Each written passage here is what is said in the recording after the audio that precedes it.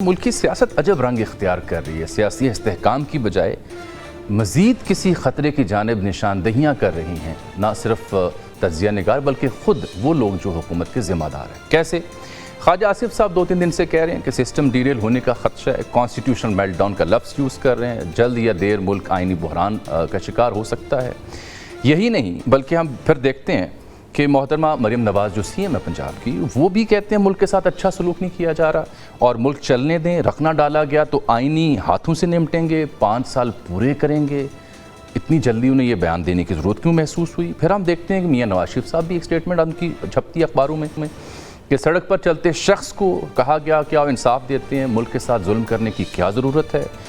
फिर उसके बाद हम देखते हैं कि निगरान सरकार में गौहर एजाज साहब रहे, मारूफ ताजिर हैं, सनतकार हैं, वो मौजूदा हुकूमत के ऊपर बद इंतज़ामी और नाअहली का इल्ज़ाम आयद कर रहे हैं। IPPs का डेटा जारी कर रहे हैं कि एक ऐसी IPP भी है जिससे हम 750 रुपये का यूनिट ख़रीदते हैं और 35 का यूनिट होना चाहिए मजमूई तौर पर, जो 60 रुपये में ख़रीदते हैं। और वो कहते हैं 4 पावर प्लांट्स हैं जिन्होंने एक यूनिट नहीं बनाया, अलबत्ता 1000 करोड़ वसूल किए। ये निगरान सरकार में थे।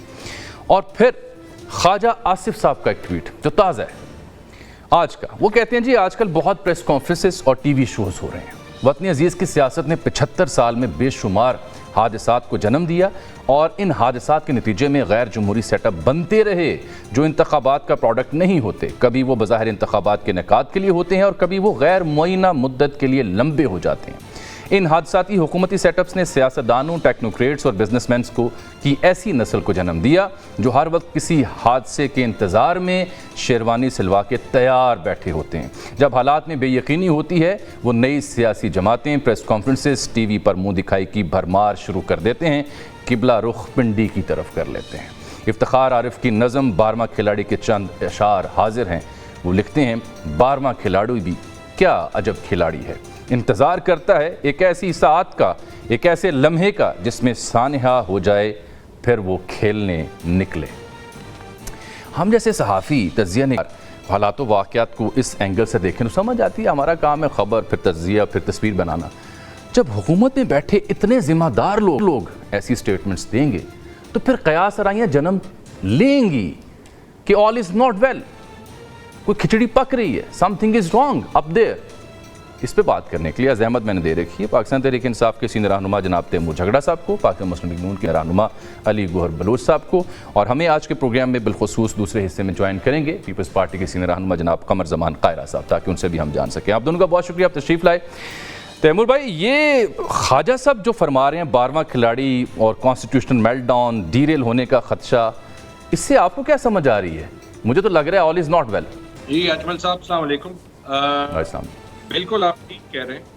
मैं नवाज शरीफ का एक बयान खोलने की कोशिश कर रहा हूँ जो मुझे आज बड़ा अजीब लगा, और मैं चाहूँगा कि इस बयान को जस्टिफाई करें मेरे PMLN के दोस्त। आज के ट्रिब्यून में जी Nawaz condemned the recent hike in electricity price. जी उन्होंने बिजली की कीमतों के बढ़ने की मजम्मत की। जी Nawaz Sharif stressed the country is being poorly managed, resulting in severe economic hardships. कि मुल्क को सही तरह नहीं चलाया जा रहा। Nawaz Sharif also highlighted the government's failure to handle the IMF negotiations effectively. उन्होंने कहा कि हुकूमत नाकाम रही IMF के साथ मुआहिदा करने में, सही मुआहिदा करने में। And Maryam Nawaz Sharif echoed Nawaz Sharif sentiments कि उन्होंने उनके साथ जो है वो अग्री किया। वो एक तो मुझे ये हैरत हो रही है कि ये क्या हो रहा है। ये सवाल अभी इनसे पूछें कि ये हुकूमत ठीक चला रहे हैं या नहीं ठीक, और इनसे नवाज शरीफ का क्या मतलब है। ये बड़ा सीरियस इशू है। मैं उसी जानिब निशानदेही कर रहा हूँ, और आपने राइटली पॉइंट आउट किया उनकी एग्जैक्ट स्टेटमेंट को पढ़ के कि ये बात अगर आप करें जो कि अपोजिशन में हैं या उनकी सियासी सोच से इख्तलाफ रखते हैं तो समझ आती है कि ज़ाहिर बात अपोजिशन का काम होता है हुकूमत पर तनकीद करना। लेकिन मियाँ साहब जिनकी जमात हुक्मरान है वो ये स्टेटमेंट्स क्यों दे रहे हैं? अली गौहर बलोच साहब, पहले तो आप इसका जवाब देना, फिर गुफ्तगू आगे बढ़ाते हैं। बिस्मिल्लाहिर्रहमानिर्रहीम। देखें, आपने इंट्रो में बात की और हालात पर रोशनी डाली, और सवालात जो कर रहे हैं आपके अलावा मेरा ख्याल है कि जवाब भी इन्हीं की लिखी हुई किताबों के अंदर मौजूद है। देखिए, इसमें तो कोई दूसरी राय नहीं। आपको सबसे पहले पता है कि आईपीपी पर आ जाते हैं। जब 2013 में पीएमएलएन ने हुकूमत संभाली तो उस वक्त 20-20 घंटे की लोड शेडिंग थी। उस वक्त भी हमने जाहिर है कि एनर्जी के प्रोजेक्ट्स लगाए और पावर प्रोजेक्ट्स लगाए, लेकिन नवाज शरीफ साहब का पूरा टेन्योर, जिसमें कि एक सुहाना ख्वाब समझा जाता था कि कभी पाकिस्तान में लोड शेडिंग का खात्मा भी होगा, लोड शेडिंग का खात्मा हुआ और जो यूनिट की कीमत थी वो कंट्रोल रही, आखिर तक कंट्रोल रही। 5 रुपए, 5.5 रुपए, 6 रुपए तक यूनिट था। और ख़ास तौर पर जो मतलब है किसानों को और जो एग्रीकल्चर सेक्टर को जो यूनिट था वो तो पूरा 5 साल ही उन्होंने 5 रुपए में दिया, और बिजली पैदा करने के कारखाने लगाने के बावजूद। असल बेड़ा जो मुल्क का गर्क हुआ वो उस वक्त हुआ जब हमारी वो हुकूमत ख़त्म हुई, तो उस वक्त ऑलमोस्ट हम IMF को खुदा हाफिज कह चुके थे। उसके बाद पाकिस्तान की तारीख के सबसे बड़े कर्जे लिए गए। उन कर्जों के जरिए ये माजी में आपकी सरकार हो या पीटीआई की सरकार हो, माजी के गोशवारों में जाएंगे सब अच्छा ही नज़र आता है जो हुकूमत रही होती है। मसला वो है जिसकी जानिब तैमूर साहब तवज्जो आपकी आ रहे हैं, और जो मैं इंट्रो मेरा नहीं है, मैं इंट्रो में मुख्तलिफ कोटेशंस पढ़ के सुना रहा हूँ जो आपके defence minister, one of the most senior politician in PMLN, जो आपके साबिक प्राइम मिनिस्टर नवाज शरीफ साहब कह रहे हैं, जो उनके बयानात छप रहे हैं, जो CM पंजाब कह रही हैं।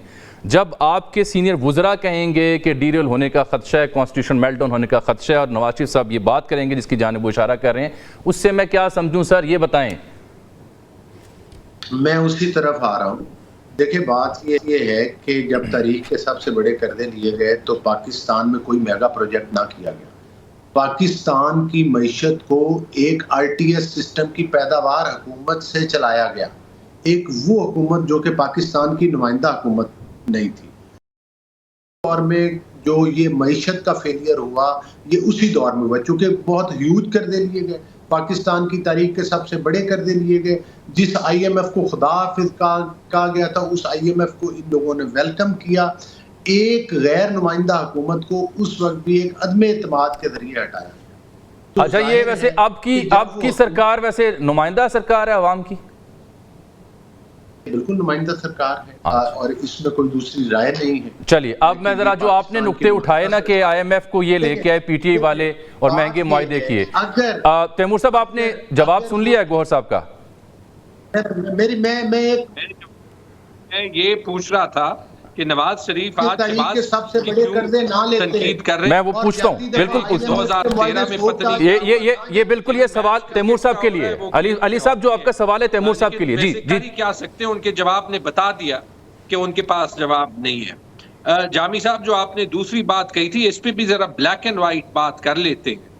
क्यों ख्वाजा आसिफ हो, मरियम नवाज हो, नवाज शरीफ हो, सब जो है वो अलार्म बेल रिंग कर रहे हैं। ये मतलब हैरत की बात है, बट इट्स वेरी सिंपल। इन्होंने दोबारा से कहा कि बात यहाँ पे शुरू होती है, कहा इन्होंने कि गैर नुमाइंदा हुकूमत थी। मुझे हंसी आ रही है, 17 सीटें जीती हैं इन्होंने। अब अगले राउंड में ये कहेंगे 2018 का इलेक्शन, कल का शो ऐसे कर दें, इनको बुला लें, मुझे बुला लें, 5 सीटें 2018 की, ये सबूत ले लें, मैं 20 सीटें ले आता हूं। अगर इनके 5 सीटों का सबूत अभी के 20 सीटों के सबूत से ज्यादा हो तो मैं PTI को भी कह देता हूं, इमरान खान से मिलने दें, हम उन्हें कह देते हैं कि जी ये सारे एतराजात वापस ले।